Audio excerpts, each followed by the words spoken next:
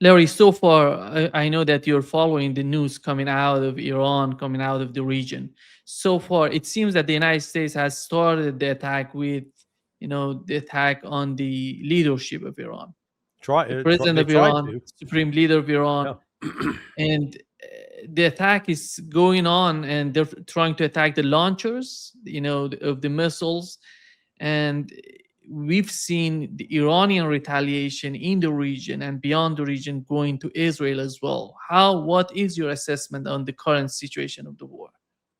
Israel and the United States have kicked over a hornet's nest, and they're susceptible to, anybody that can get stung by a hornet. They're susceptible to anaphylactic shock. In other words, the body's reaction to being stung can kill them. And I think that's exactly what the United States looking at Israel and the United States. The United States has a lot of initial power to hit on, can launch this massive strike. Yeah, okay, good.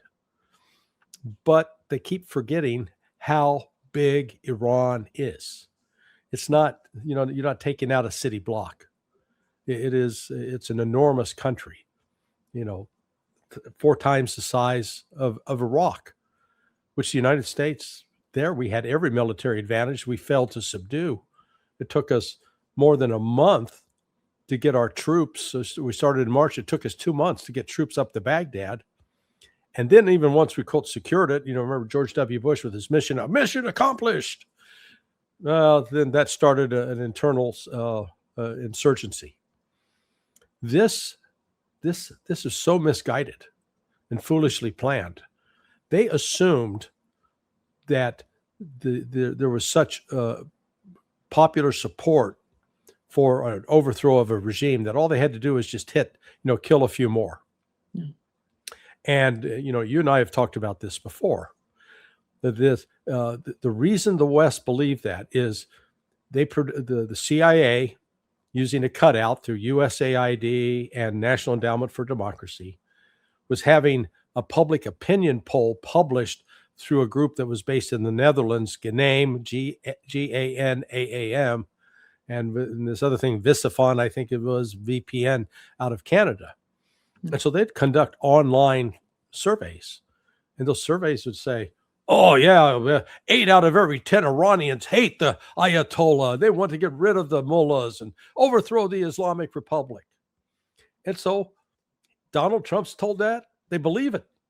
The people around Donald Trump believe it. At the Department of War, Department of Defense, they believe it. And so once you get your mind wrapped around and you believe something, but it's false, but you still believe and you act on it. And so they really thought that they could kill the Ayatollah, kill Pezeshkian. Good God, why do you want to kill him? Some Iranians would argue he's been a tool of the West. This is the second time that the United States has used peace negotiations as a tool to fool, as a ruse to dupe the Iranian government and Iranian people. Going forward, if the United States wants to come do negotiations, 2 words for them. No, 3. Go fuck yourself. That should be Iran's response to the United States. The fuck off. You're going to talk with missiles now. And the only terms Iran will accept is full lifting of sanctions and the United States back the hell off, get its military bases away from Iran. Otherwise, keep the Straits of Hormuz shut off 25% of the world's oil, and keep destroying those military bases until Qatar and Arab Emirates and Kuwait and Saudi Arabia kick them the hell out. U.S. has no business with military bases on Iran's borders. That should be Iran's position. And you know what? I think they're going to be in a pretty strong position actually to demand that. Because what's the United States going to do? Yeah, they're going to continue to try to escalate. And they've got plenty, or not plenty, but they've got enough offensive weapons. Yeah, they can continue to attack Iran. But the air defense systems that they have are going to run out of missiles. They don't have replacements for the Patriot. They don't have replacements for the THAAD. They got a limited supply of those. And Iran right now looks like it's shooting out decoy missiles. It's shooting out older missiles and drones. That's just it's sucking up the air defense systems of both Israel and the United States. Those will be depleted. Then once they're depleted, Iran's got carte blanche. They'll blow the hell out of the air bases and the Prince Sultan Air Base and Mawafaq al-Salti in Jordan, and they'll level Tel Aviv and Haifa and destroy the oil refineries there. So Israel and the United States, they think they've got the military strength to defeat Iran or can inflict enough pain on Iran. They don't know what pain is. The Iranian people do. Iran went through, 300, 400,000 that died in that 10-year war that the United States helped inspire? So we're underestimating the resolve. And this attack today just reinforced the patriotism of the Iranian people. Even some who didn't really like the Ayatollah are pro-Iran today. That's what these outside attacks do. They rally the people together. And that's where, I think Iran right now is being pretty smart. They're going after military targets. They're not trying to kill civilians. And we've already seen, how many 57 schoolgirls that were killed, murdered by, it's not clear if it was a US missile or Israeli missile, but the blood of children. That's all we're good at in the West, killing children and the Zionists. So this is just the start. And I think Iran, I'm hoping Iran learned its lesson from last June, because they were convinced to make a deal with the United States to stop, one more round of attacks and it will stop. No, you don't stop until the United States is begging for you to stop. And that's what Trump is. They're going to have to humiliate Trump, and they should, because this was avoidable. Once again, we're told on, that this is where Ray and I had our disagreement on Judge Napolitano's show, and I was hoping and praying Ray was right, but what I saw was Steve Witkoff and Jared Kushner go to negotiations, and they come out and said, "Yeah, we think we got some progress going." But I said, I want to wait and hear what Donald Trump says about the progress. And what Trump said the very next day was, nope, not good enough. So Iran had said what Donald Trump said they needed to say, but even when they said it, it wasn't good enough. So that told me that it didn't matter what technical talks were going to take place in Geneva. They were going to war. And sadly, I was proven correct. This is one, like I said, I will wish to God that I was wrong. But now that we're in it, it is up to Iran, with the support of Russia and China, to just beat the living hell out of the United States and out of Israel. Beat them to the point that they'll leave Iran alone.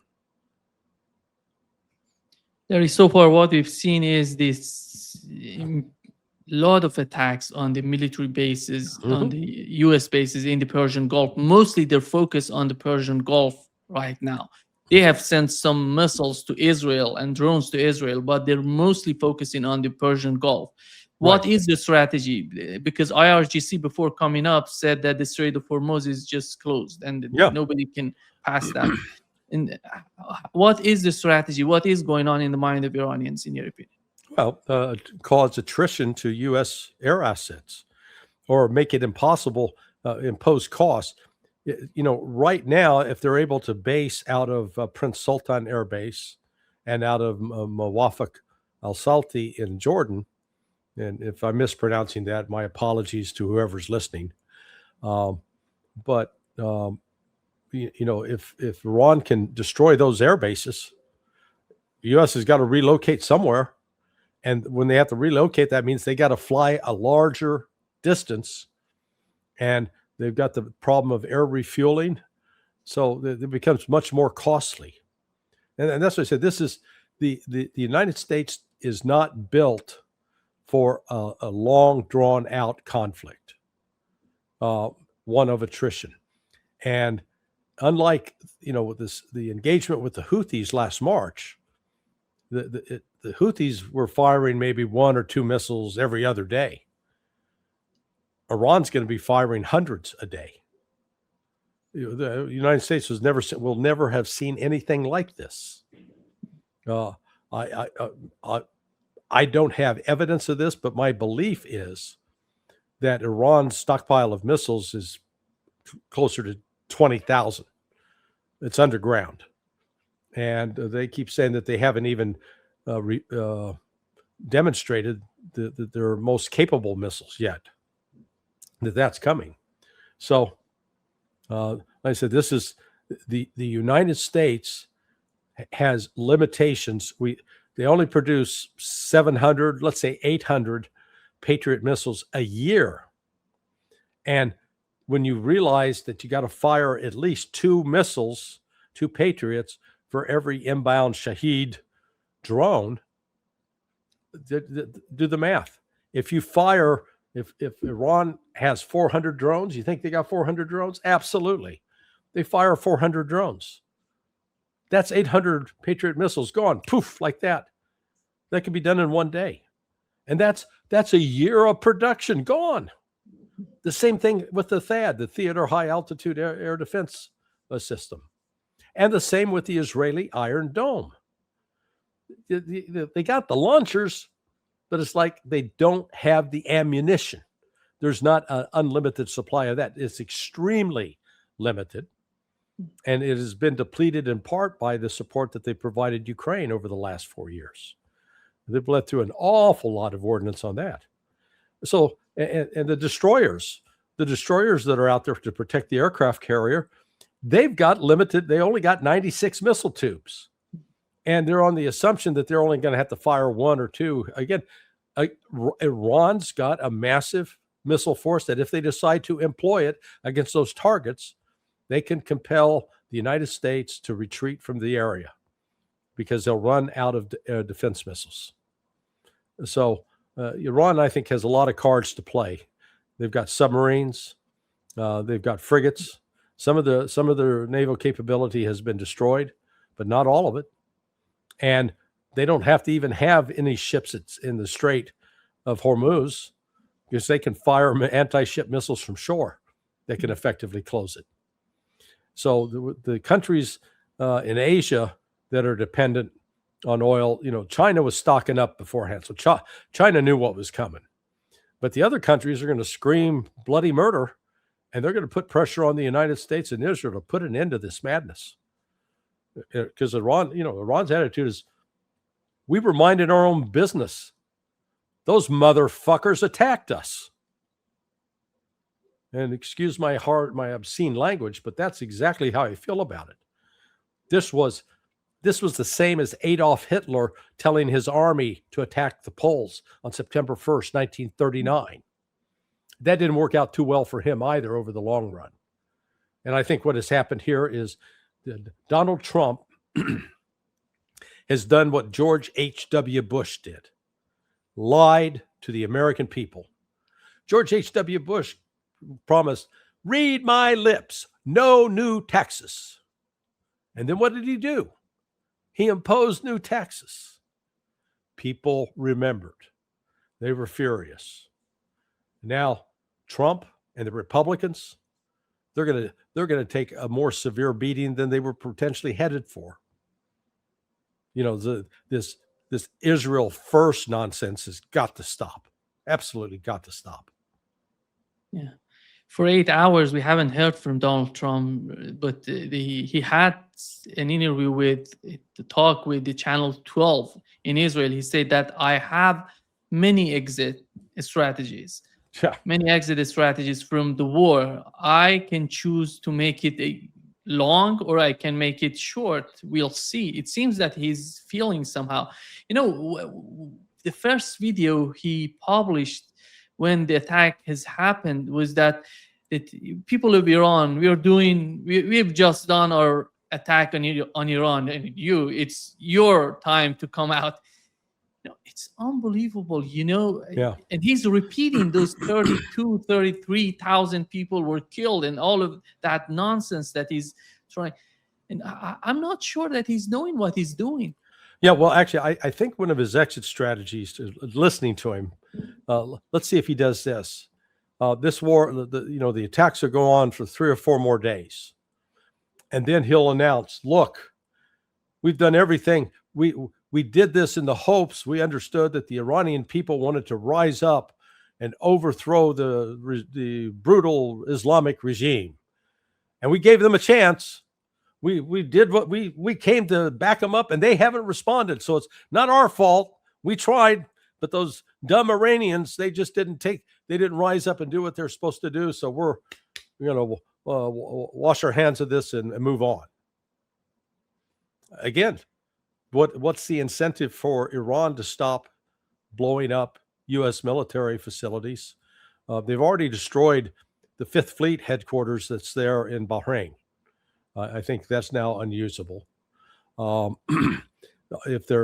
haven't heard about Al Udeid, but hopefully they've taken that out, that they've blown up the Combined Air Operations Center. They've blown up the different mess facilities, make it unlivable.